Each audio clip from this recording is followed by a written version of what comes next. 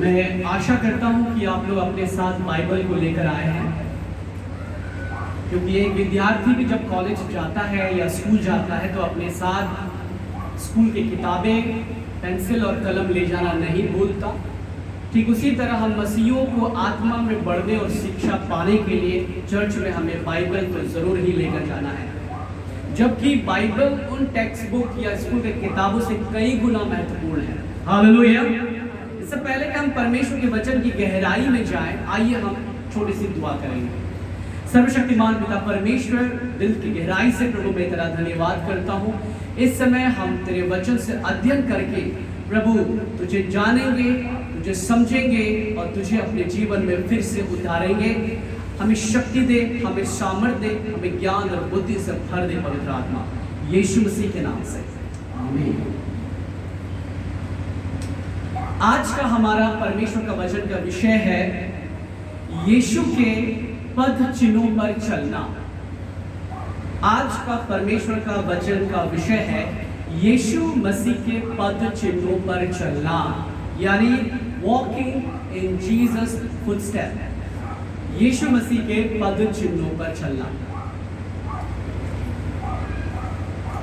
और परमेश्वर का वचन है पहला यूहन्ना 2:6,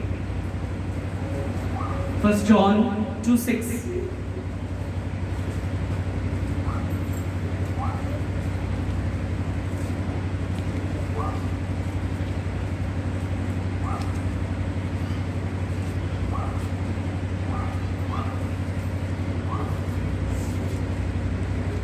कई बार हम बाइबल पढ़ते हैं, कई बार वो वचन हमने पहले ही पढ़ लिया होता है या देख लिया होता है या प्रचार किया हुआ होता है, लेकिन हमें याद नहीं रहता। और कुछ लोग क्या करते हैं, यादगारी के लिए उस वचन में वो लोग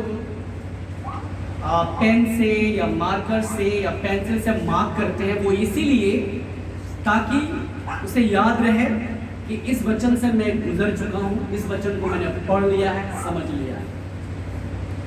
लेकिन मैं आप लोगों को बता देना चाहता हूं कि वचन में केवल अंडरलाइन या पेंसिल का दाग या मार्कर से मार्क करना ही काफी नहीं होता, परंतु उसे अपने दिल में उतारना और उसके अनुसार जीवन जीना, ये सबसे बड़ी महत्वपूर्ण बात है।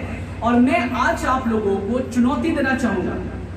चुनौती मतलब आज मैं आप लोगों को चैलेंज करना चाहूंगा। चैलेंज इस बात के लिए करना चाहूंगा कि हम भी यीशु मसीह के नाई उसके पद चिन्हों पर चले। हालेलुया। तो मैं आपसे सवाल पूछना चाहता हूं कि कितने लोग प्रभु यीशु मसीह के पद चिन्हों पर चलना चाहते हैं? ओके, कितने लोग प्रभु यीशु मसीह के पद चिन्हों पर ऑलरेडी चल रहे हैं? कितने लोग चल रहे हैं और कितने लोग चलना चाहते हैं?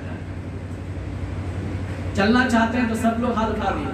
अब कितने लोग चल रहे हैं बड़े गंभीरता के साथ, बड़े सीरियसनेस, इसको बोलते हैं सीरियसनेस, गंभीरता के साथ और बड़े वफादारी के साथ हाथ उठाए? ये तो वही वाली बात हुआ जब एक स्त्री को व्यभिचार करते हुए पकड़ा और उसको सदूसी और फरीसियों ने यीशु मसीह के पास लाकर बोला कि गुरुजी आप क्या कहते हैं, इस स्त्री को हमने कुकर्म करते हुए पकड़ा है, तो इसका न्याय तो ये कहता है कि इसे पत्थर से मारकर मार डालना चाहिए। मूसा का ये लॉ कहता है। आप क्या कहते हैं? यीशु मसीह ने नहीं कहा कि मूसा का लॉ जो कहता है, मूसा का जो नियम कहता है वो गलत है, कानून कहता है वो गलत, परंतु यीशु मसीह ने कहा अच्छा ये बताओ कि आप में से जितने लोगों ने कभी पाप नहीं किया है वो पहला पत्थर मारे। पता है सबसे दिलचस्पी बात और देखने वाली बात ये थी कि वहां पर छोटे बच्चे से लेकर बड़े बुजुर्ग तक सब लोगों ने पत्थर जो उठाए थे ज्यों का त्यों जमीन में पटक कर भाग गए, छोड़ के चले गए।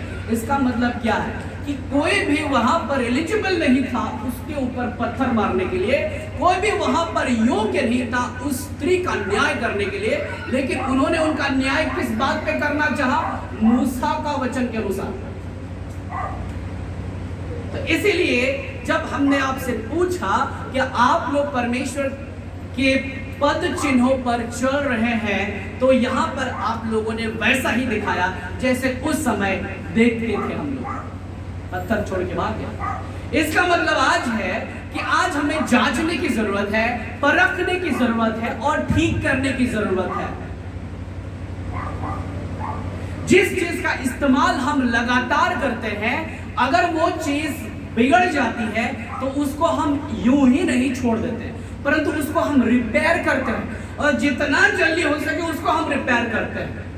उदाहरण के लिए जो टीवी आप रोज देखते हैं, खबर, अलग अलग चीज, जिस फैन का पंखा आप जिसका हवा आप रोज लेते हैं, अचानक अगर वो बिगड़ जाए तो क्या आप यूं ही गर्मी में रहना पसंद करेंगे या यूं ही उसको छोड़ देंगे? बिल्कुल नहीं, आप उसको तुरंत इलाज करेंगे।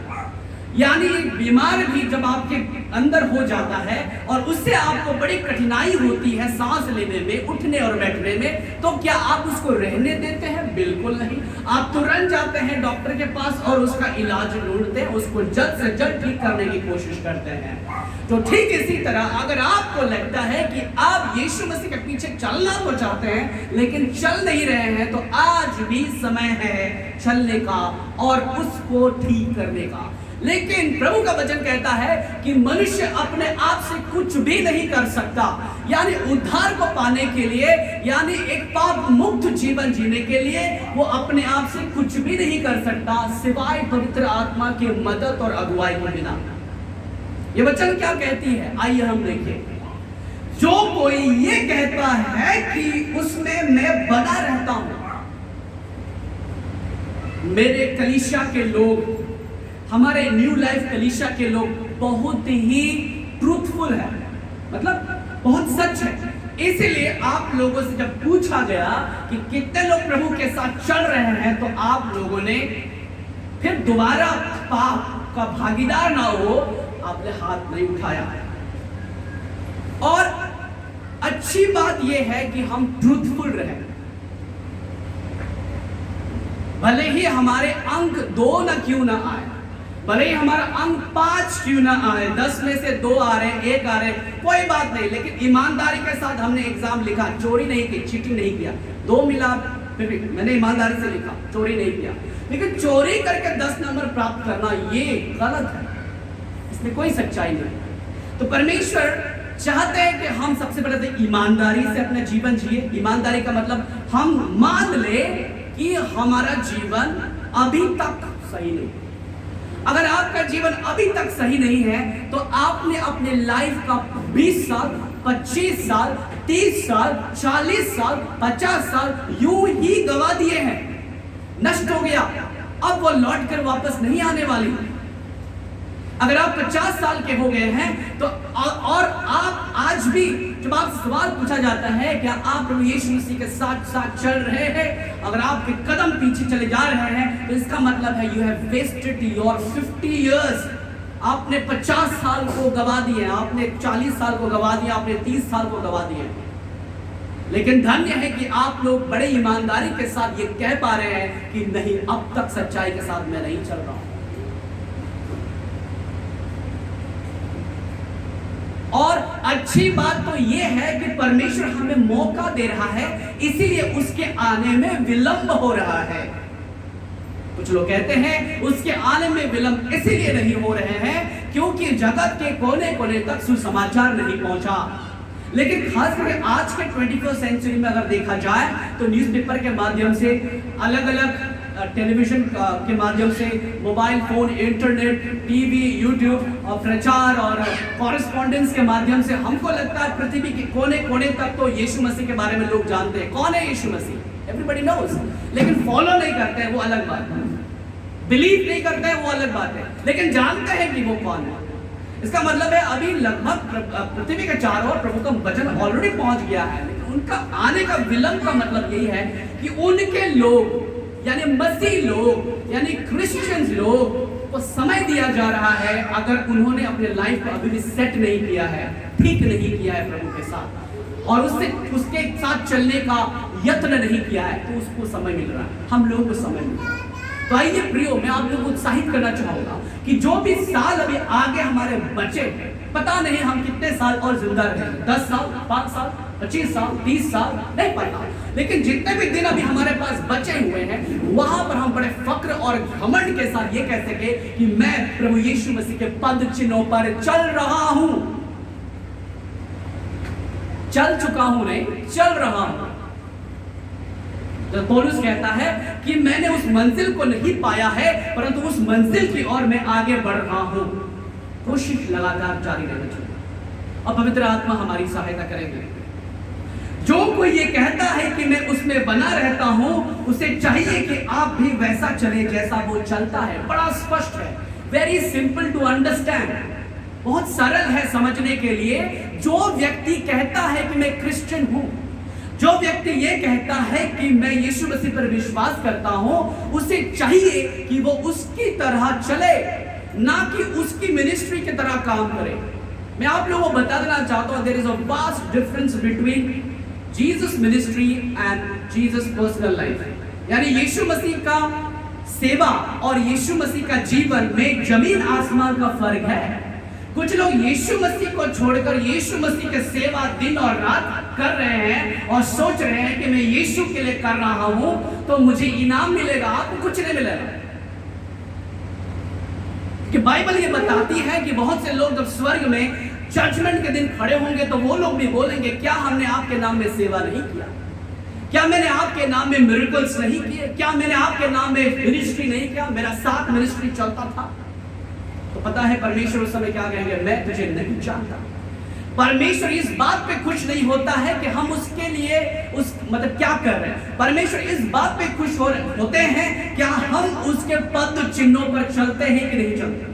अगर हम उसके पद चिन्हों पर चल रहे हैं तो ऑब्वियसली उसके साथ उसके जुड़े हुए काम तो हम करेंगे ही, है बोलने वाली बात नहीं है। यानी अगर हम प्रभु यीशु मसीह के साथ चलते हैं, उसके पद चिन्हों पर चलते हैं, उस पर विश्वास करते हैं, और कहीं हम किसी घर में हम चले गए और हम देखते हैं कि वहां एक बीमारी आदमी है, तो जो विश्वास हमें यीशु पर है उस विश्वास से हम उसके लिए प्रार्थना करेंगे। लेकिन हम एक हीलर नहीं है, हम एक चंगा करने वाला नहीं है, लेकिन क्योंकि हम यीशु मसीह के पद चिन्हों पर चलते हैं और हमने उसको देखा और हमारे मन में दया उत्पन्न हुआ और हमने उसके लिए प्रार्थना करी और वो भी चंगा हो गया। तो अगर आप यीशु मसीह के पद चिन्हों पर चलेंगे, उसके पीछे चलेंगे, तो आप भी उसकी नाई काम कर सकेंगे। लेकिन उसका जैसा काम करना और उसके जीवन को जीना अंतर है। वही अंतर को मैं समझाना चाहता हूं, क्योंकि यीशु मसीह ने जो किया हम वैसा नहीं कर सकते। उदाहरण के लिए यीशु मसीह पानी पे चला, क्या आप चल सकेंगे? यीशु मसीह के पद चिन्हों के पीछे चलना का मतलब ये नहीं होता कि यीशु मसीह ने जो किया हम भी वही करेंगे। हाँ, ये बात तो यीशु मसीह ने कहा कि मेरे जाने के बाद तेरी सहायता के लिए मैं पवित्र आत्मा भेज रहा हूं और तू मुझसे बड़ा कार्य करेगा, मुझसे भी बड़ा कार्य।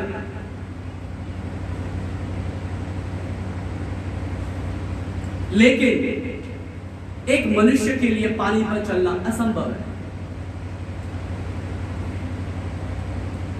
यीशु मसीह ने कितना मछली और कितना रोटी में 5000 लोगों को खिलाया?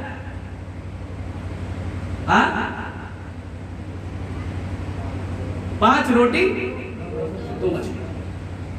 सपोज आज हमारे बीच में 5 रोटी और 2 मछली रखा जाए और कॉन्फ्रेंस में 5000 लोग आए और उसको बोला जाए कि आप प्रेयर कीजिए क्योंकि यीशु मसीह ने भी वही किया था और हम उसके चेले, हम भी वही करेंगे।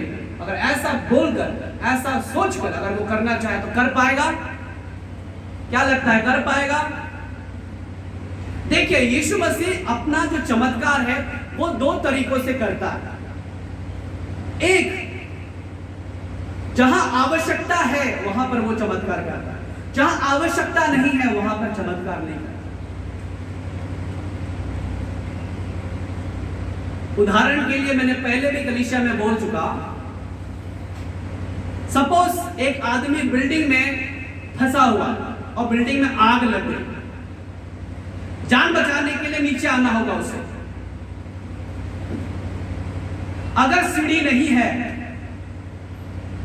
और उसके दिमाग में ये आ रहा है मुझे कूद जाना होगा वरना मैं नहीं बचूंगा, वो कूदेगा भी तो फिर भी वो बच जाएगा, भले ही उसका हड्डी टूटे कुछ भी टूटे वो बच जाएगा।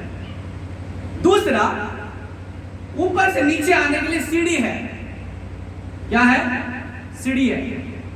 वो बंदा देख रहा है कि नीचे से आराम से हम सीढ़ी से जा सकते हैं, लेकिन वो क्या कर रहा है? नहीं, मैं एक मसीह हूं, मैं एक क्रिश्चियन हूं और मैं यीशु मसीह के पीछे चलता हूं और यीशु मसीह ने जो किया मैं भी वो कर सकता हूं और यीशु मसीह मुझे बच जाएगा, मैं यहां से कूद रहा हूं। और वो सुपरमैन की तरह कूद जाता है।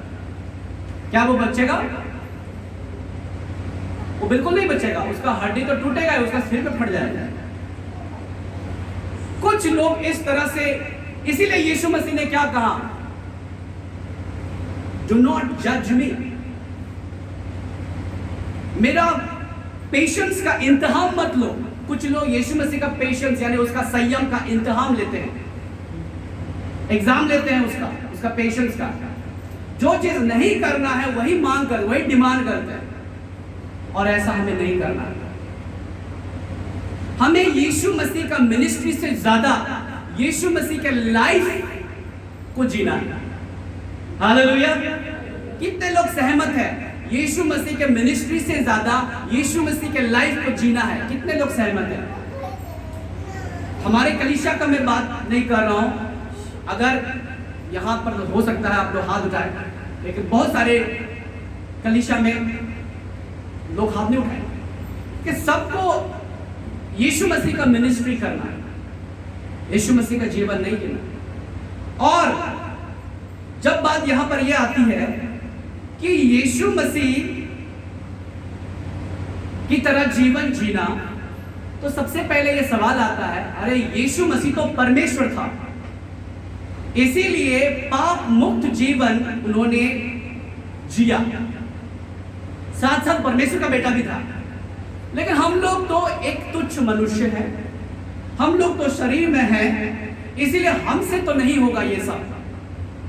हम लोग कैसे कर पाएंगे? हम लोग तो इंसान हैं, वो तो भगवान था, वो तो ईश्वर था, इसीलिए वो उन्होंने ये सब किया, मिरेकल भी किया और पाप मुक्त जीवन भी जिया। अगर ऐसा ही था तो यीशु मसीह ने अपने वचन 1 यूहन्ना 2:6 क्यों लिखा और किसके लिए लिखा? बड़े समझने की बात है भाई, हमारे लिए तो लिखा।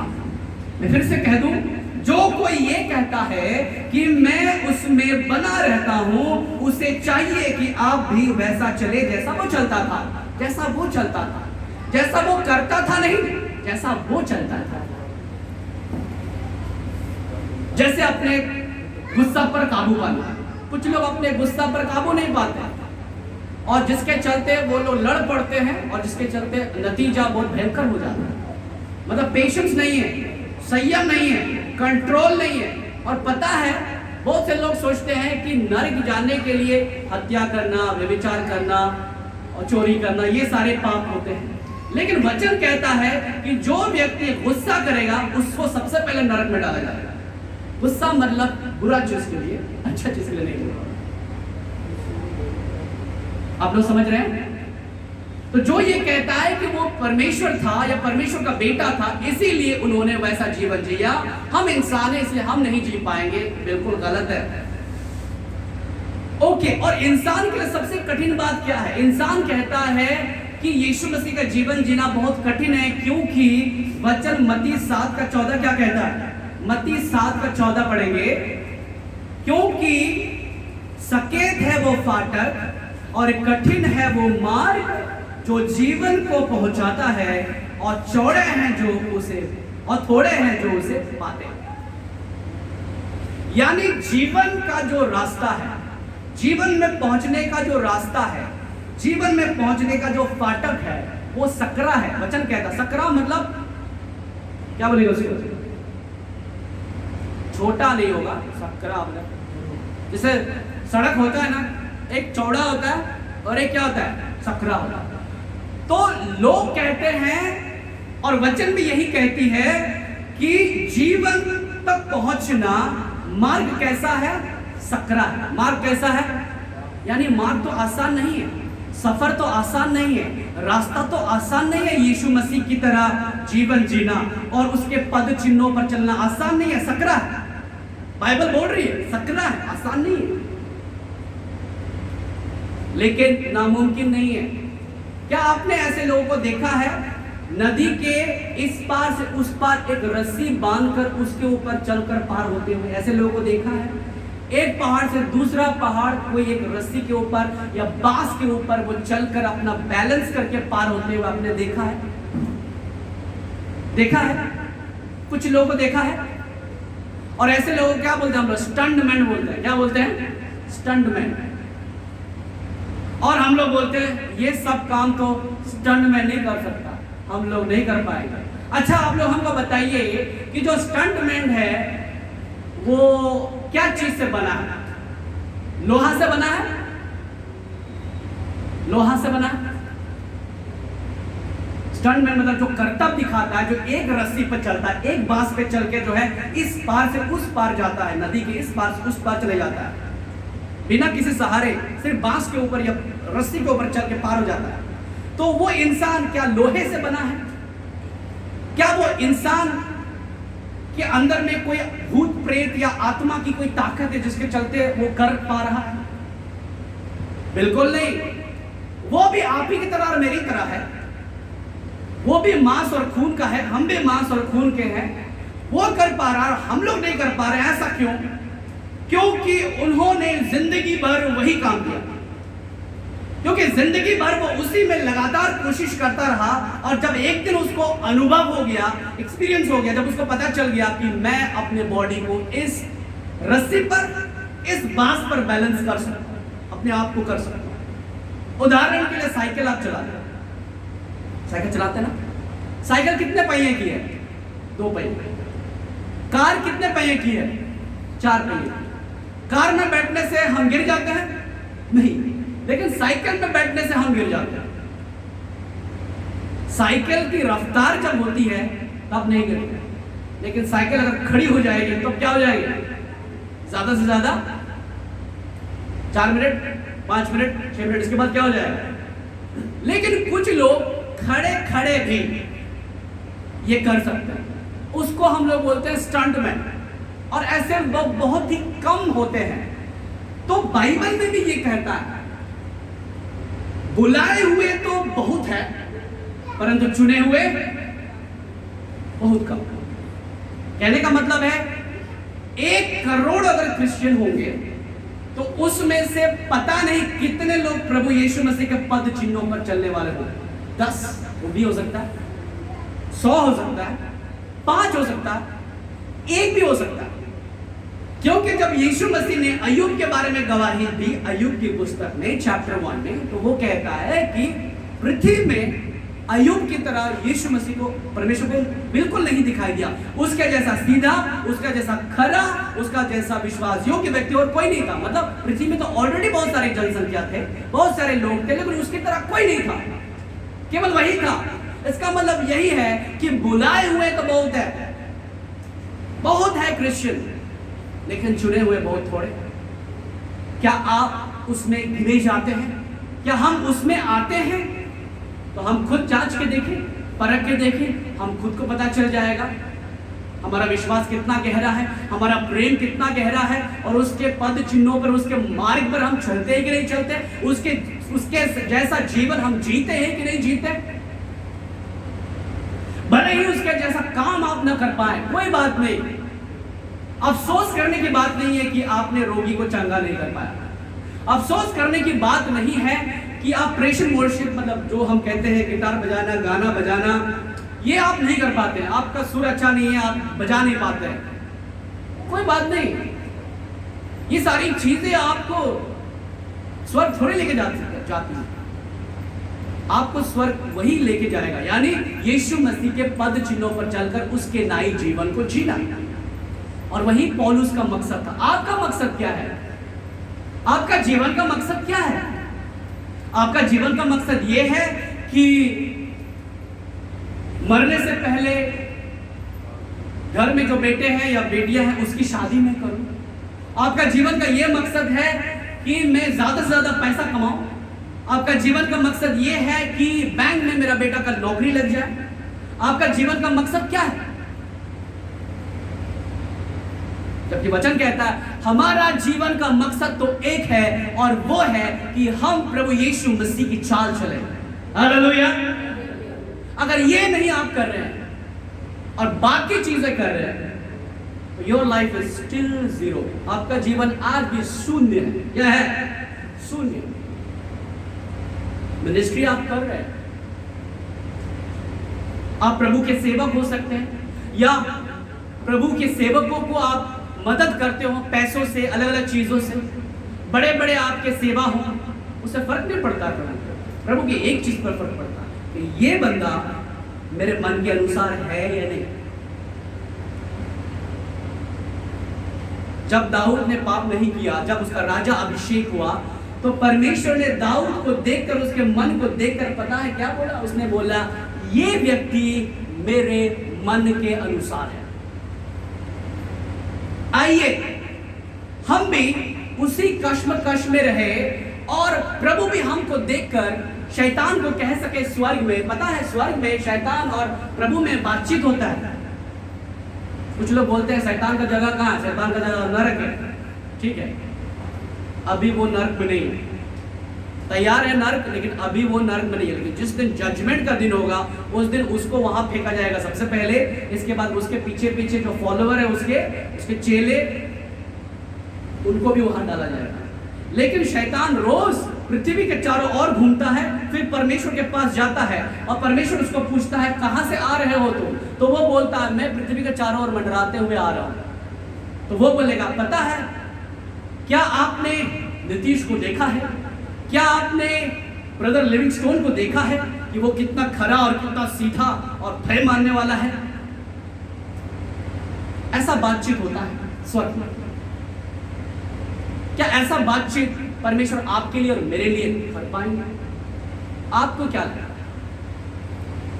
इसीलिए मैं आपको उत्साहित करना चाहूंगा, रिश्ता अगर टूट गया है तो बन भी सकता है। हालेलुया।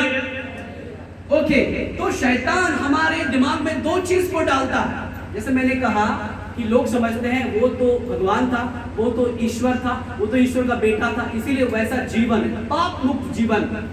यीशु मसीह ने कभी व्यभिचार नहीं किया, यीशु मसीह ने कभी झूठ नहीं बोला, यीशु मसीह ने कभी भी किसी से मार धाड़ नहीं की, किसी का बुरा नहीं चाहा। हो सकता है इनमें से सबसे छोटा जिसको हम बोलते हैं झूठ, आपने बोला होगा या बोल रहे होंगे या आगे जाके नहीं बोलेंगे, इसमें आप गारंटी नहीं दे पा रहे। लेकिन यीशु मसीह इन सारी चीजों से अलग है। तो फिर ये हमारे लिए चुनौती है ना कि हम भी उनकी तरह बने। मैं आप लोगों को कहना चाहता हूं कि यीशु मसीह परमेश्वर का बेटा होने के साथ साथ, परमेश्वर होने के साथ साथ मनुष्य का भी बेटा था। किसका बेटा था यीशु मसीह?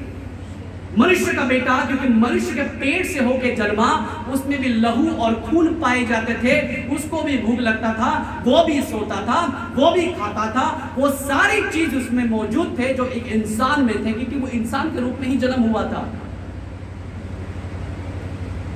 फिर भी उसने पाप मुक्त जीवन जिया।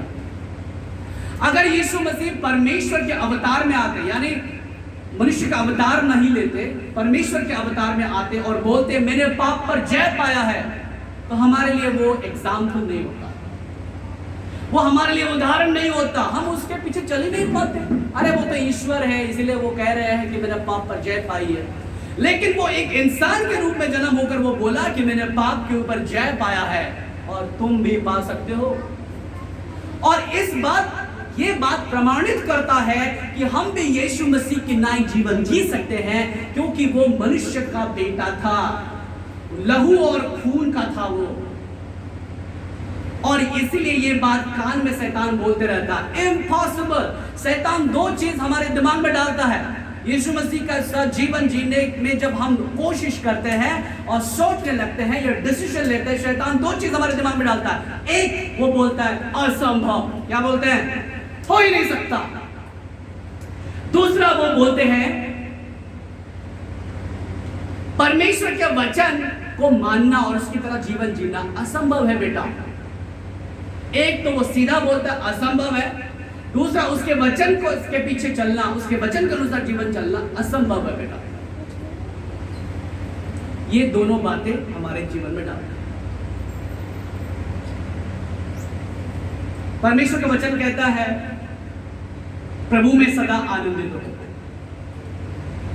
तो हम मनुष्य कहते हैं हमेशा कैसे आनंदित रह सकता हूं? खास करके अभी तो बहुत दुख है मेरे घर में, बहुत सारा प्रॉब्लम है मेरे घर में।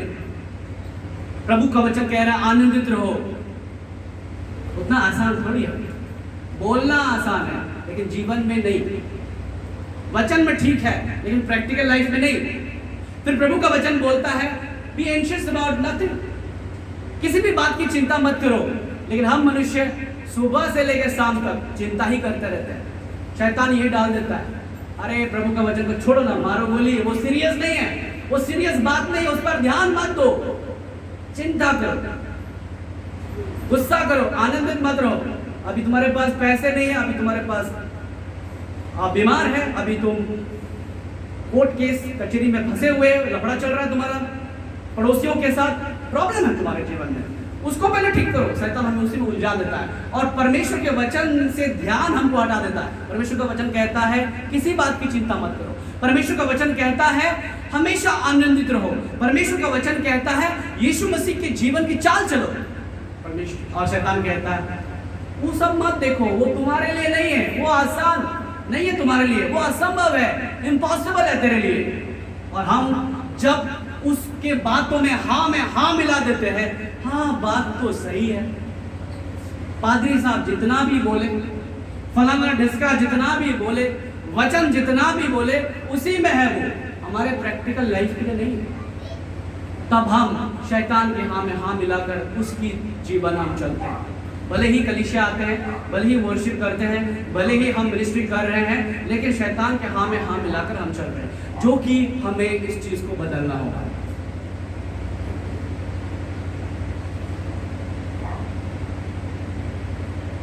परमेश्वर का वचन इब्रानी 4:15 पढ़ेंगे।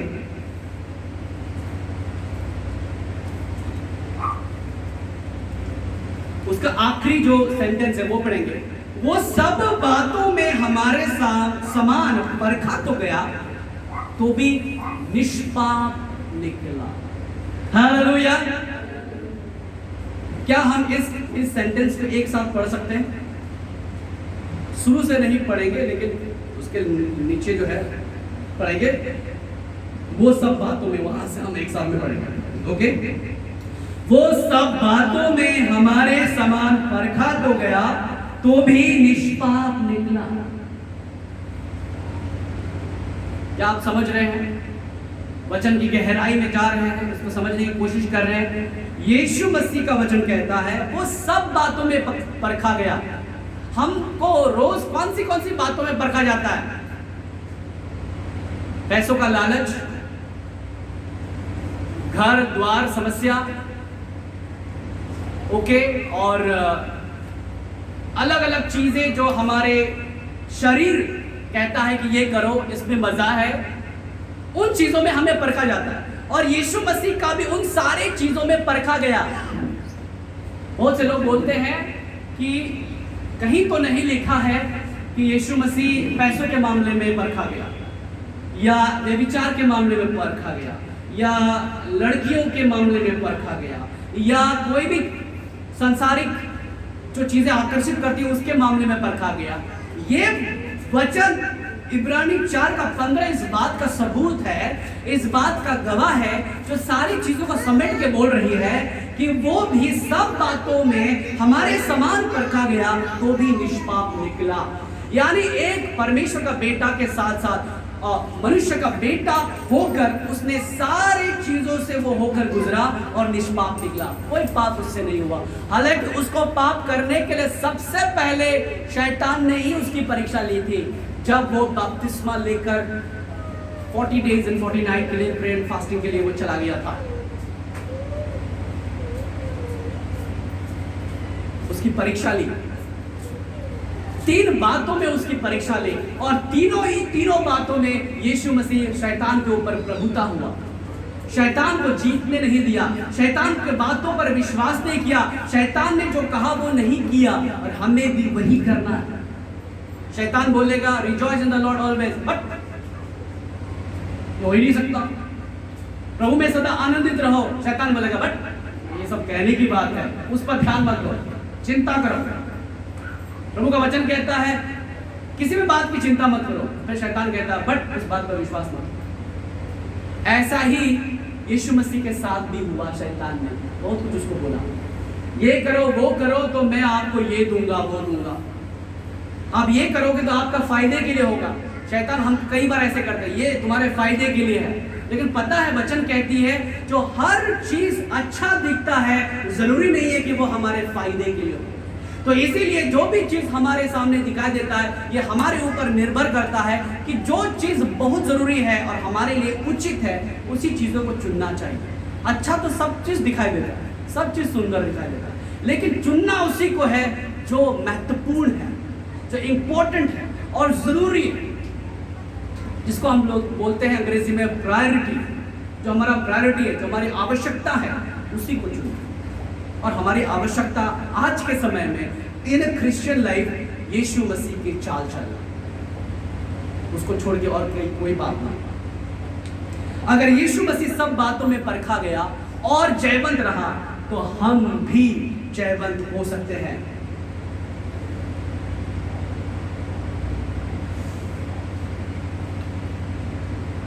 इब्रानी 4 का 16, वही इब्रानी 4 का 15 हमने पढ़ा, तो इब्रानी 4 का 16।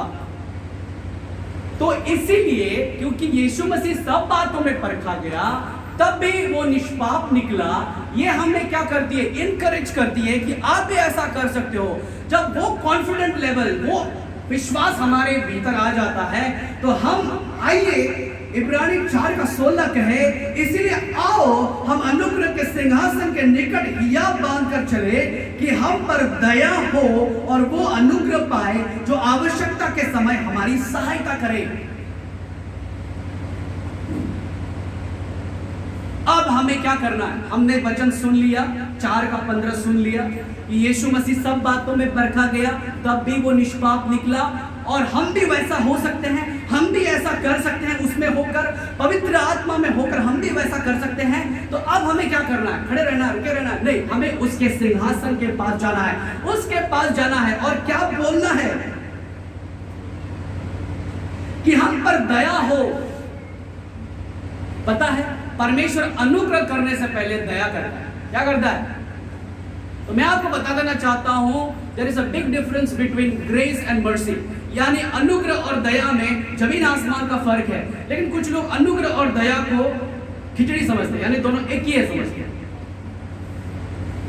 दया किस पे की जाती है? यीशु मसीह दया उन पर करते हैं जो पाप में है और जो पाप से छुटकारा पाना चाहते हैं, उस पर प्रभु दया करते हैं। और जब प्रभु उस पर दया कर चुके हैं और वो कहते हैं प्रभु मुझ पर तो दया हुआ है, यानी मेरे सारे अपराधों को परमेश्वर ने क्षमा कर दिया। मैं क्षमा के योग्य तो नहीं था, लेकिन मुझ पर दया किया और परमेश्वर ने मेरे सारे गुनाहों को, पापों को माफ कर दिया। अब माफ हो गए, हम पवित्र हो गए, हम शुद्ध हो गए, अब हम में कुछ भी नहीं पाए जाते हैं, लेकिन अब हमें उसके साथ साथ उसकी जीवन में चलना है। तो उसके लिए पावर चाहिए ना भाई, उसके लिए सामर्थ चाहिए ना। तो वो क्या है? अनुग्रह। वो क्या है? अनुग्रह। वो हमको देगा। पहले दया दिया और हमको साफ किया, हमको पाप के दलदल से बाहर निकाला। अब हमको वो बोलेगा कि मैं आप पर, तुम पर दया करता हूं और मेरी दया तुम्हारे लिए काफी है, और वही दया तुमको पाप पर जयवंत जीवन जीने में मदद करेगी। इसलिए वो कहता है वो अनुग्रह पाए जो आवश्यकता के समान हमारी सहायता करे। कब है हमारी आवश्यकता? दया की आवश्यकता कब पड़ती है मालूम है? दया की आवश्यकता तब पड़ती, अनुग्रह की आवश्यकता तब पड़ती है जब आपको पाप के लिए टेम्प्ट किया जाता है, यानी आपकी परीक्षा होती है। किस बात की परीक्षा होती है? पाप करने या पाप में गिरने में जब आपकी परीक्षा होती है, उस समय आपको अनुग्रह बचा सकता है और आप उस समय बोलना है प्रभु मुझे अनुग्रह कर।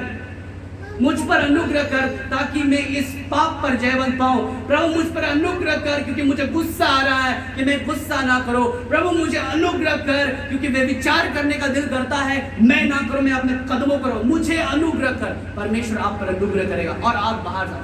यीशु मसीह ने एक मतलब पाप मुक्त जीवन कैसे जिया? पवित्र आत्मा के द्वारा। जब आप पर अनुग्रह होती है तो पवित्र आत्मा आप पर आता है, आपकी मदद करता है उस चीज से बाहर निकलने के लिए। ओल्ड टेस्टामेंट में यानी पुराने नियम में दया थी, अनुग्रह नहीं था, लेकिन न्यू टेस्टामेंट में अनुग्रह आया। अनुग्रह कैसे आया? प्रभु यीशु मसीह के द्वारा आया। विश्वास के द्वारा अनुग्रह ही से हमारा क्या हुआ है? उद्धार हुआ।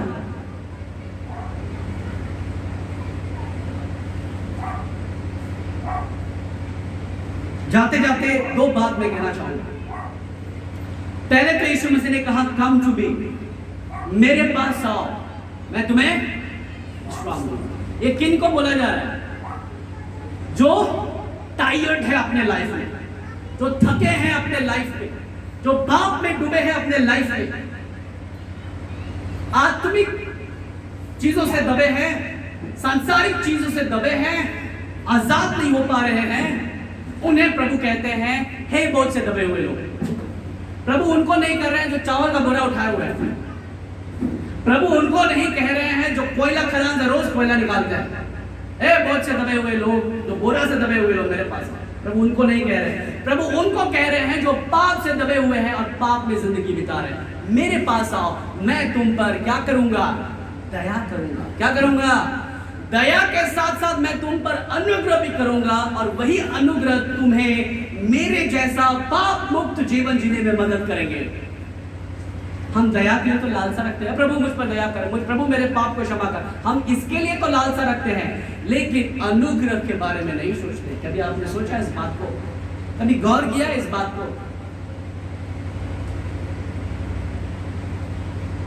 और जब हम उसके पास आते हैं और परमेश्वर हमें विश्राम देता है। विश्राम मतलब दया, क्षमा, पवित्रता और पाप से छुटकारा। अब हमें परमेश्वर ने माफ कर दिया, हम उसके पास आए, उसने हम पर दया की।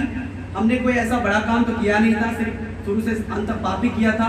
प्रभु ने हम पर दया किया, ग्रेस, दया किया, और उसने हमको शुद्ध कर दिया, पाप कर दिया। बाइबल तो कहती है कि मैं तेरे पापों को याद भी नहीं करूंगा। परमेश्वर कहता है I will never remember your sin।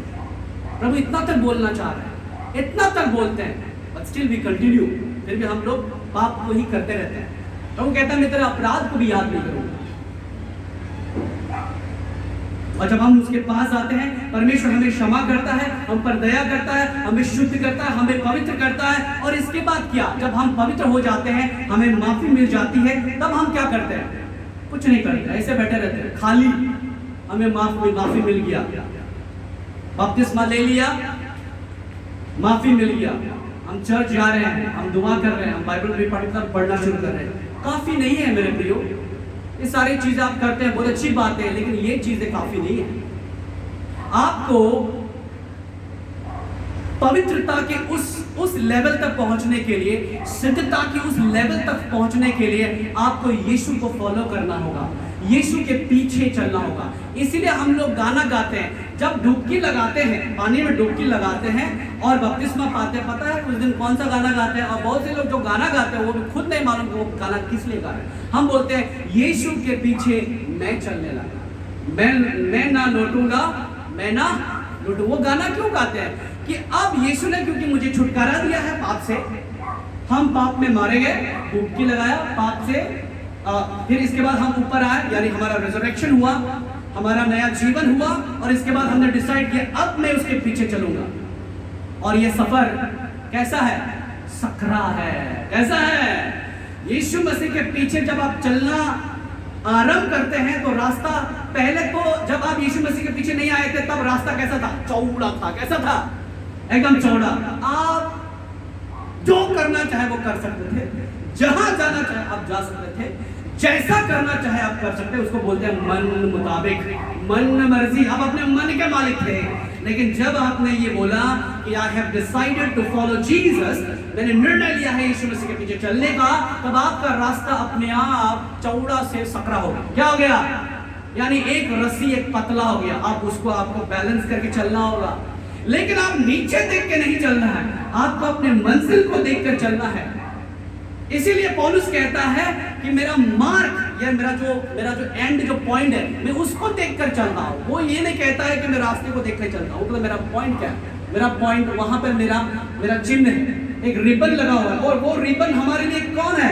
यीशु मसीह है। तो यीशु मसीह को देखकर हमको पीछे चलना है। पतरस ने जब यीशु मसीह को पानी पर चलते हुए देखा, पतरस ने बोला, गुरुजी, हम भी आपके पास आना चाहते हैं। बड़ा कॉन्फिडेंटली यीशु मसीह को बहुत अच्छा लगा। अच्छा, ये पहला चेला है मेरा, 12 में से ये पहला चेला है मेरा जो हिम्मत दिखाकर बोल रहा है कि हम भी पानी पे चल के आना चाहते हैं आपके पास। यीशु मसीह ने कहा, ठीक है, आ जाओ। और वो यीशु मसीह को देखकर पानी पर चलने लगा। वचन बताती है, लेकिन जब उसने लहरों को देखा नीचे, पहले तो सामने देख के चल रहा था, यीशु को देख के चल रहा था, तब तक तो ठीक ठाक चल रहा था। लेकिन जब उसने नीचे देखा, लहरों को देखा, तब उसके मन में डर आ गया, और जैसे डर आ गया तुरंत वो पानी में घुस गया। अब बाइबल ये नहीं बताती है कि यीशु मसीह कितना दूर था। बाइबल शुरुआत कैसे करती है? बाइबल कहती है कि यीशु पतरस पानी पे चलने लगा, अचानक से लहरों को देखकर वो घबराया और वो नीचे डूबने लगा। तब उसने यीशु को पुकारा और यीशु ने आके उसको थाम लिया। ये क्या है? ये कौन सा पिक्चर को डिफर करता है? मतलब ये कौन सा पिक्चर है जो हमें डेमोन्स्ट्रेट करता है? ये वो पिक्चर है जब हम यीशु मसीह को देखकर चलते हैं तो हम उसकी सी चाल चल पाते हैं, लेकिन जब हम संसार को देखकर चलते हैं तो हम डूब जाते हैं, यानी पाप में डूब जाते हैं। लेकिन फिर से अगर हम यीशु करके पुकारते हैं, यानी मुझे बचाओ, जीसस का मतलब क्या है? उसने बोला यीशु, यीशु का मतलब है जीसस सेव मी, यीशु का मतलब है मुझे बचाओ। और यीशु मसीह ने उसका हाथ पकड़ लिया। कितना दूर था ये नहीं पता, लेकिन जैसे ही वो डूबा, यीशु मसीह तुरंत सामने आकर उसका हाथ पकड़ लिया और उसने बोला, एक छोटे विश्वासियों, मतलब थोड़ा विश्वास आप लोगों का है। आज हमारे साथ भी ऐसा हो सकता है, लेकिन आज हमारी दौड़ यीशु मसीह को देखकर दौड़ना है, ना कि संसार को देखकर दौड़ना है, ना तो संसार की चीजों की और जो आकर्षित करती है, जो हमें पाप में गिराने के लिए होता है, उसको देखकर नहीं दौड़ना है। हालेलुया। तो इसीलिए आइए हम इस वचन को पढ़े। पहला मत्ती 11:28, जहां यीशु मसीह कहते हैं, मेरे पास आओ, मैं तुम्हें विश्राम दूंगा। ये वचन उनके लिए है जिन्होंने पाप क्षमा नहीं पाई है आज तक, और जो लोग पाप में आज भी है, ये उनके लिए है। मैं बता देना चाहता हूं।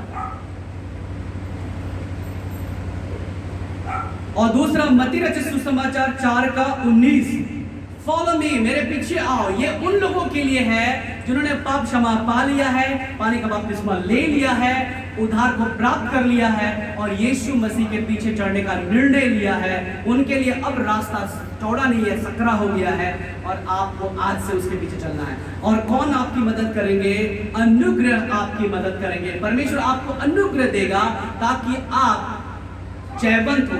किसके ऊपर जयवंत होना है? अपने पड़ोसी के ऊपर नहीं, जो आप पर केस किया उसके ऊपर जयवंत होना है नहीं, परंतु पाप के ऊपर जयवंत होना है। तो ओनली पर्पस, ओके, एक ही पर्पस के लिए यीशु मसीह दुनिया में आया था। वो क्या? वो चाहते हैं कि हम लोग, आप लोग सिनलेस लाइफ को जिए। कैसा जीवन जिए? सिनलेस लाइफ, पाप मुक्त जीवन। हाँ, ये तो हम गारंटी नहीं दे सकते हैं कि हमसे पाप होगा या नहीं होगा, लेकिन हमारी कोशिश हमेशा होनी चाहिए कि प्रभु मैं पाप नहीं करना चाहता हूं, और ये रोज प्रयास करना है। और अनुग्रह आप पे होगी और पवित्र आत्मा आपको सामर्थ देंगे और आप ये कर पाएंगे। हालेलुया। क्योंकि जो चीज इंसानों के लिए मुश्किल है वो परमेश्वर के लिए मुश्किल नहीं है। मत्ती रचित सुसमाचार 19 अध्याय का 26 कहता है कि with man this is impossible but with God everything is possible। यीशु मसीह में होकर सब चीज संभव है। आइए हम सब अपने स्थान पर